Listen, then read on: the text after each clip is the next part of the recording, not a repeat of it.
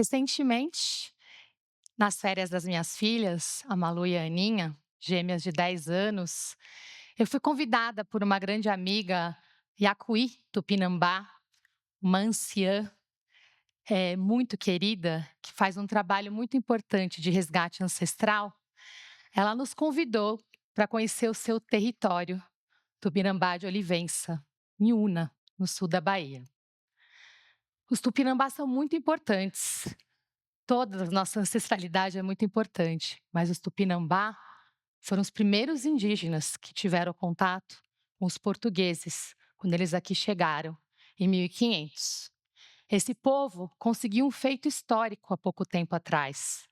Resgataram um manto que estava na Dinamarca, que tem séculos de idade e que pertence a essa terra, a esse povo. Muitos outros mantos como esse ainda estão na Europa.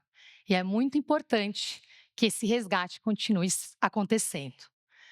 Tivemos uma roda de apresentações, onde as organizações que estavam ali presentes, porque era um encontro ancestral, nós tínhamos representantes de uma série de organizações quilombolas, indígenas e organizações que fazem trabalhos de desenvolvimento econômico sustentável e inclusão produtiva ancestral.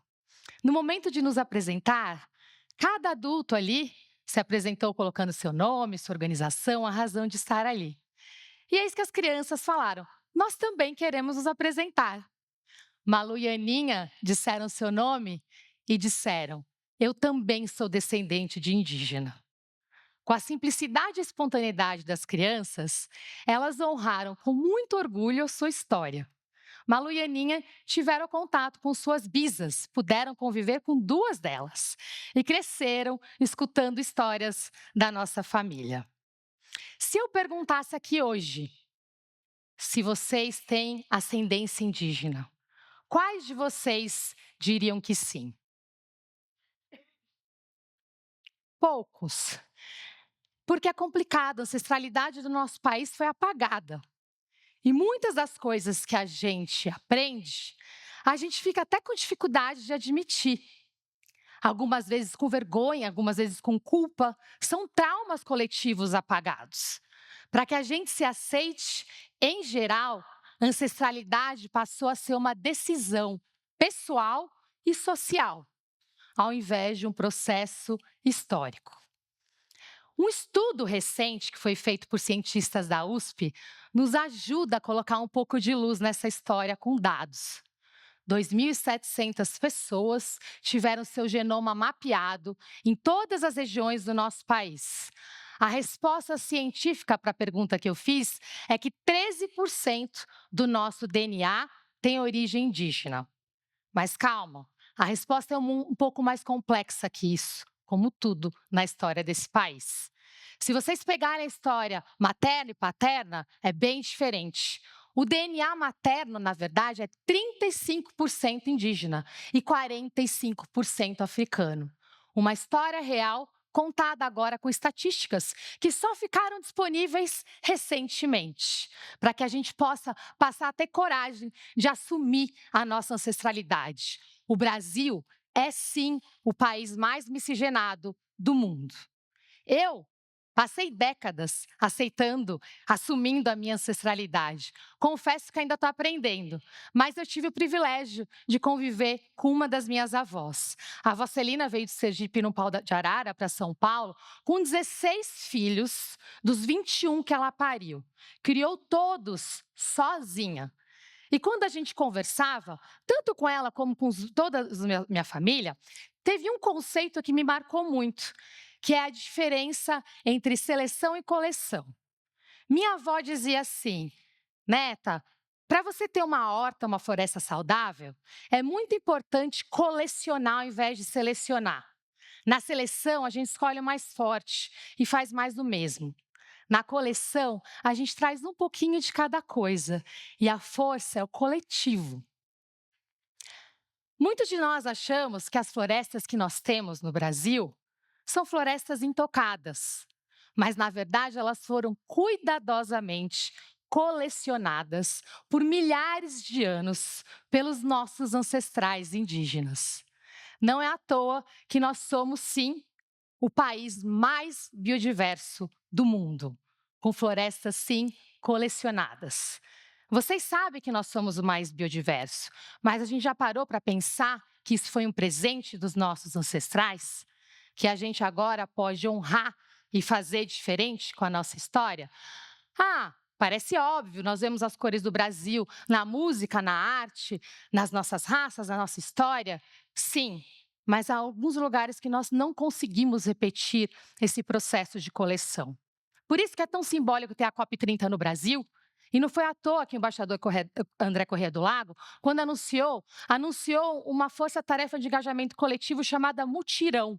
Mutirão vem de mutirã, tupi-guarani, significa força-tarefa coletiva.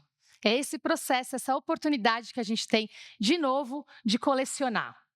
Do mesmo jeito que eu perguntei da nossa ancestralidade, vocês já se perguntaram qual que é o legado que a gente vai deixar para as futuras gerações? Eu falei que nós somos tão diversos, então tem muita coisa bonita no nosso país. Entretanto, o que a gente fez nesses últimos séculos, desde a Revolução Industrial, foi copiar, as melhores práticas do tão chamado Norte Global. A gente aceitou que é normal nos chamarmos de recursos humanos e naturais. Com isso, a gente teve sim muito progresso, mas também teve um aumento muito grande de desigualdade, de desmatamento. O Brasil teve, apesar da diversidade, na economia é um país pouco diverso.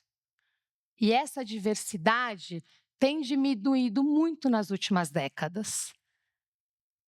A gente virou exportador de 5 produtos: soja, milho, carne, frango, minério de ferro. Uma cesta nada diversa, baseada puramente na seleção. Nós temos sim uma grande oportunidade de liderarmos a revolução verde que o mundo precisa. Então, já estou antecipando minha resposta da pergunta para vocês. A gente pode sim deixar um legado para o mundo nesse momento que o mundo tanto precisa. A gente, depois da Revolução Industrial, passou a naturalizar a revolução tecnológica. Todos nós achamos a inteligência artificial a coisa mais normal do nosso dia a dia. Mas e se a gente resgatasse a nossa inteligência ancestral e mostrasse para o mundo, sim, que é possível ter um novo modelo de desenvolvimento que coloca as pessoas e a natureza no centro de tudo? A cesta, nesse caso, pode parecer muito diferente. Não é uma cesta baseada somente em 5 produtos, como essa que eu coloquei para vocês. O nosso índice de complexidade econômica hoje está atrás do Vietnã, um país que estava em guerra, que se reposicionou e colocou a natureza no centro. Então, nós temos sim essa oportunidade nesse momento. E foi esse estudo que eu fiz nesses últimos anos da minha vida e tenho dedicado a minha carreira de diversas formas para estudar novos modelos de desenvolvimento. E nos estudos mais recentes que a gente fez, a gente comprovou que esse modelo não só é possível e viável, como é a única forma do Brasil criar um modelo próspero. Porque esse modelo extrativista que copia o norte global não está funcionando para a gente. O Brasil não consegue passar o patamar de crescimento médio de 2,5% ao ano, aumentou a desigualdade e aumentou o desmatamento. Então, vamos combinar que é um modelo que não está funcionando? Se ele não está funcionando, qual que é o modelo que pode funcionar? Nessa forma da gente pensar nessa cesta biodiversa, a gente consegue dobrar o crescimento econômico do país e gerar 10 milhões de oportunidades de emprego e renda para a população. Sim, esse mapa é bem complexo. Não tem problema. O mapa baseado na coleção, ele é complexo sim, porque cada um de nós vai estar se especializando numa coisa diferente. Ter uma cesta com 5 produtos não faz o menor sentido, principalmente se essa cesta está destruindo o nosso planeta.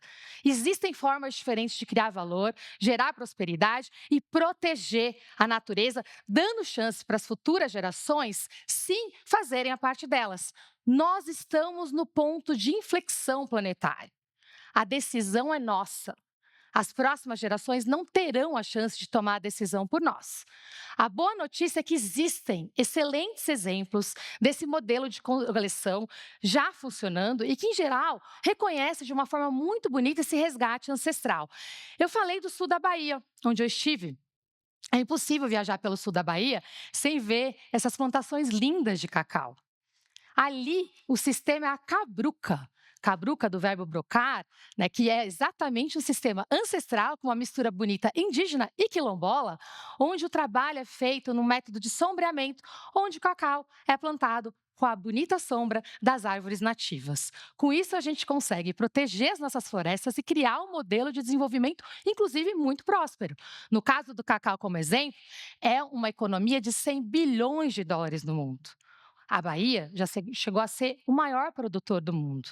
Hoje, esse fruto corre risco de desaparecer. Até 2050, ele pode desaparecer por questões climáticas. E o Brasil é importador líquido de um produto que nós poderíamos estar fornecendo para o mundo inteiro, que promove inclusão produtiva e proteção das nossas florestas. Se a gente inverter o jogo, o cacau sozinho pode virar uma oportunidade de entre 10 e 20 bilhões de dólares, com muita geração de oportunidade de emprego e renda para a população por ano. E outra boa notícia: metade do cacau hoje é produzido na Bahia, a outra metade na Amazônia.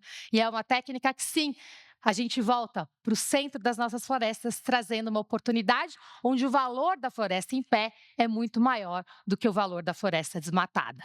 Um outro exemplo muito interessante desse processo que acabou de ser descoberto é exatamente uma pesquisa que foi feita pela Embrapa da Amazônia Oriental, junto com a Universidade Federal do Pará, com um experimento com própolis de uma abelha chamada canudo, que vive nas plantações de açaí.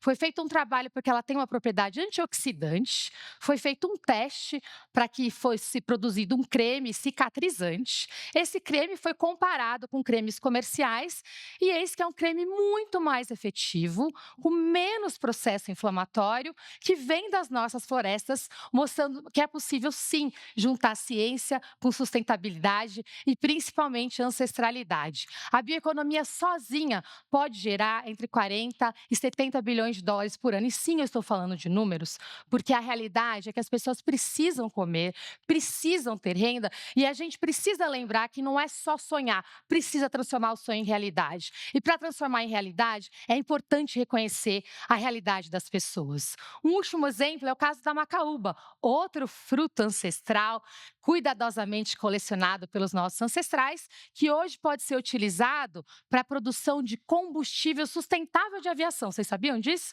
Combustível sustentável de aviação, que, de novo, sozinho gera mais de 50 bilhões de dólares por ano, além de reduzir emissões, sendo um dos setores mais poluentes do mundo.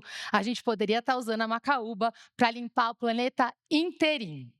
Então, aqui eu dei ideias de sonhos, de oportunidades, de coisa que a gente pode fazer junto para honrar o nosso passado, mudar o nosso presente e dar a chance para um futuro diferente para as futuras gerações.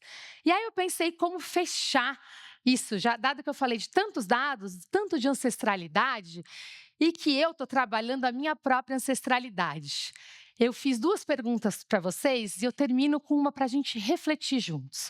Se vocês tivessem a chance de voltar para casa, conversar com os filhos ou os pais e dizer o que vocês estão fazendo para honrar a ancestralidade de vocês e promover um novo futuro, como é que seria essa conversa? E aí eu pensei, bem, essa conversa eu tenho o privilégio de ter todos os dias. Minhas filhas dão aula de economia circular, né? E aí eu falei, qual que é a conversa mais difícil para mim? Eu conversaria com a minha avó, que infelizmente fez a passagem há 4 anos atrás. É uma pessoa que faz uma falta enorme na nossa família.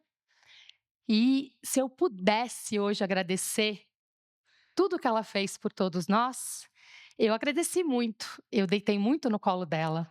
Em geral, agradecia pela alegria dela, pela coragem, pelo trabalho, pelos valores, pelo forró que ela me ensinou.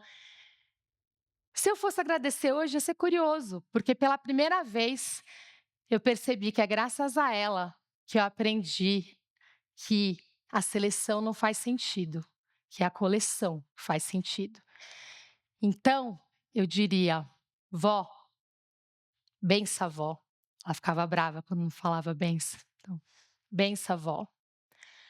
Muito obrigada por tudo, mas em especial porque quando eu ouvi as suas histórias, Além de eu amar a horta, eu não tinha percebido que a senhora estava me ensinando sobre o modelo de desenvolvimento, sobre prosperidade e sobre economia.